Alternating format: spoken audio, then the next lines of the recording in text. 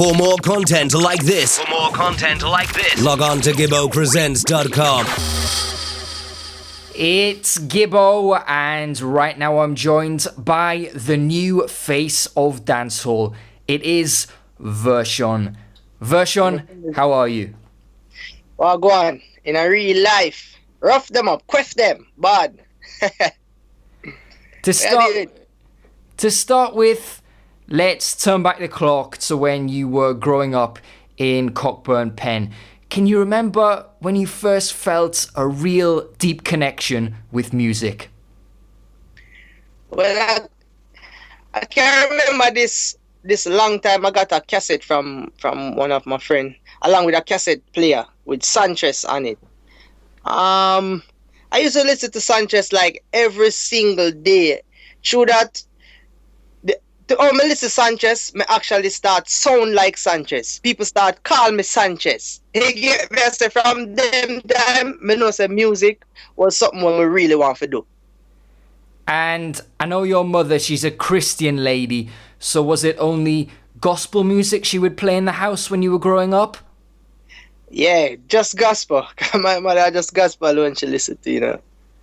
So how did you first discover other genres? Was it through your friends? No, you know, you have the street and you have radio. And not just gospel music alone radio play. And the street play all type of music. So I adapt my journey from the street. You get me? And you know, the street grimy. And we are ghetto youth and that's real life. Was it mainly dancehall and reggae you would listen to, or did you listen to other genres as well? Vershon listen to every single, everything you can think of, Vershon listen to. Young, old, it no matter. Vershon, as long as a music, Vershon listen to it. Trust me. By the time you were 18, you had your own studio. How did you manage to have the money and knowledge to make this possible at such a young age? Save lunch money. And at one point me used to make rhythm and sell them. So that kind of build up the funds and me build up a little studio for myself. Because you know, as a young youth I come up on your dating, and if you go other studio you have man who try with the disrespect stuff, and I'm not so into that. Was it a fully functioning studio, or was it kind of just a makeshift one that got you to where you needed to be at that point in time? Yeah, just a little home studio, you know, I have my little laptop and I have 2 KRK Rocket 8 speaker. I have a little mic and a little M-box and I do my thing. And it sound good, it work out in my favor. And you taught yourself to engineer as well? Right. I just sit down night pan top and night, I not sleep. Because as I say, music is a thing what I love from a tender age. So I go to that extreme level to learn as much in a music. So how did you go about teaching yourself to engineer? Was it books you read? No man, remember you have YouTube, you know? Everything never on YouTube. There's nothing you can't find on YouTube. You see me? Go YouTube and research and search for some of the best mixing studios and stuff, and we'd like sit down and watch the other engineer how them work. You're an artist, an engineer, a songwriter, and I believe you also play multiple instruments. You pretty much do it all. How do you feel this has contributed to your success as an artist, as a all-around entertainer so far? Well, I mean, it contributes a lot, you know, because remember, the main thing in music is keys, you know. From you know keys, you're good to go.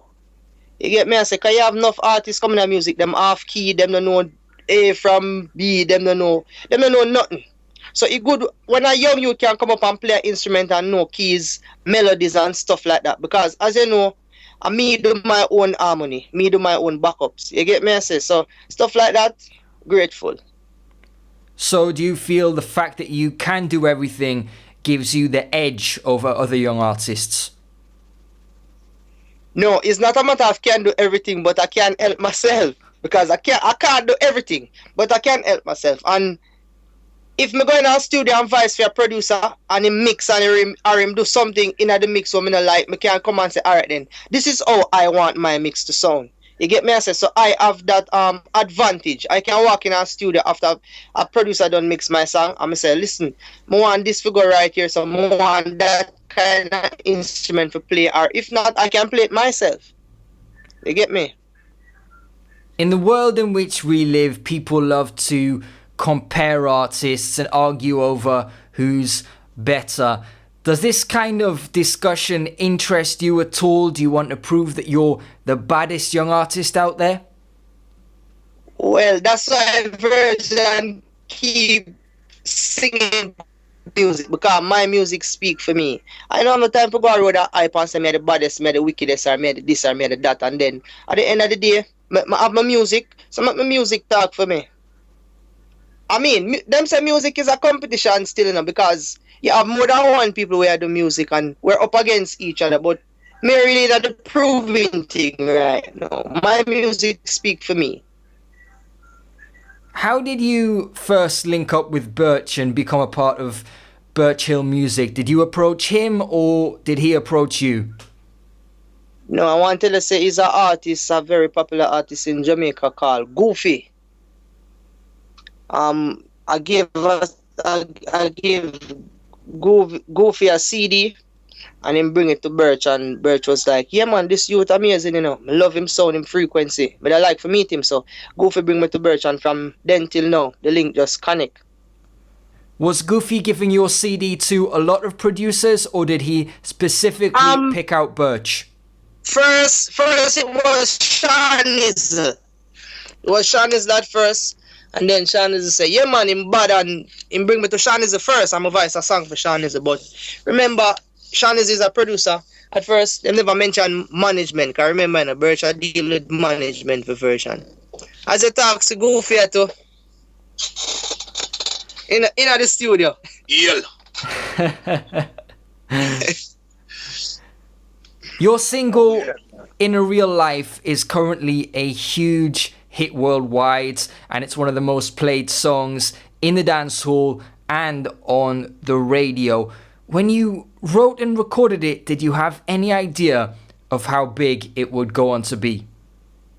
Never. Nobody could have never tell me that this song would be this big. Never. Honestly, me not go around.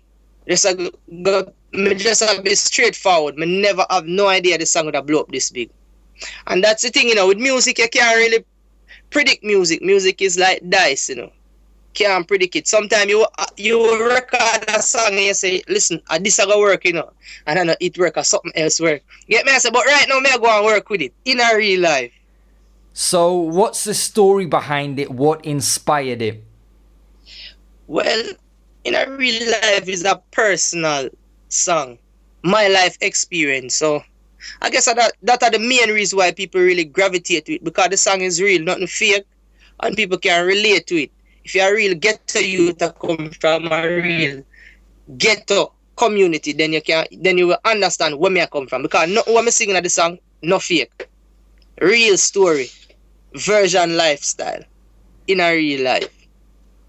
One way I like to tell how popular a song is by how many sounds and selectors I hear playing it on Dubplate. And at the moment, it seems like nearly every sound has In a Real Life in their dub box. Have you got any idea how many dubs you've voiced? No idea. I've voiced so many, I have no idea. I just know enough for voice though. Can you remember who was the first sound to voice In a Real Life? No, sir. No idea. I think it all started off with radio disc jocks. I started voicing dubs for radio disc jock here in Jamaica. With it being such a huge hit, do you feel under any pressure to recreate its success with your future releases? I mean,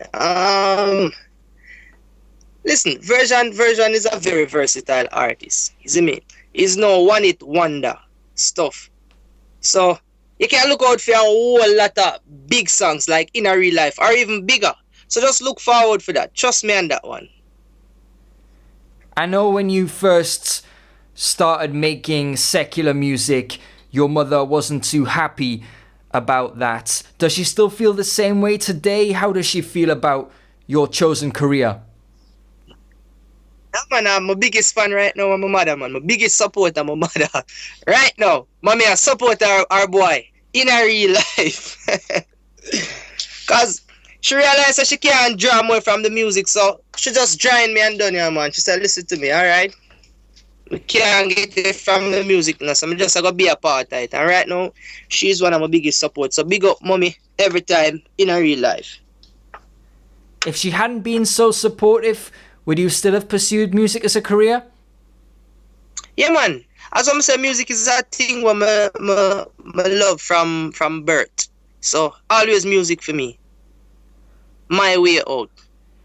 Musically, what does the future hold in store for you? Do you have any long or short-term goals?